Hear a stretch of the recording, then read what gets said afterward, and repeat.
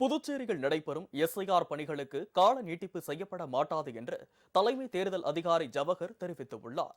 செய்தியாளர்களிடம் பேசிய அவர், புதுச்சேரியில் மொத்தமுள்ள 10 லட்சம் வாக்காளர்களில் இதுவரை 5,89,000 பேரின் பெயர்கள் இணையதளத்தில் பதிவேற்றம் செய்யப்பட்டுள்ளது.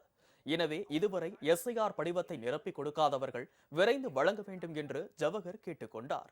ஒரு வாக்காளருக்கு இப்போ கரண்ட் ரோல்ல இருக்காரு. ஆனா அவரால் 2002 போன முறை புதுச்சேரியில் நடந்த இன்டென்சிவ் ரிவிஷனோட வாக்காளர் பட்டியல இருந்து அவரோட நேம் கண்டுபிடிக்க முடியல. அவரோட தாய் தந்தையரோட டீட்டெயில்ஸ் கண்டுபிடிக்க முடியல. ஈவன் அவரோட தாத்தா பாட்டியோட பேரு கண்டுபிடிக்க முடியலன்னு வச்சுக்கோவேன். அவங்க எந்த வித அச்சமும் கொள்ள தேவையில்லை. அவங்க அந்த அந்த எனுமரேஷன் ஃபார்ம் படிவத்தை அவங்களோட அப்பா அம்மா பேரை மட்டும் ஃபில் பண்ணி கையெழுத்து போட்டு பிஎல்ஓ சமர்ப்பிச்சா போதும். அவரோட நேமு டிராஃப்ட் ரோல்ல டிசம்பர் 9ஆம் தேதி நாங்க பப்ளிஷ் பண்ண போற டிராஃப்ட் ரோல்ல கண்டிப்பா இடம்பெறும்.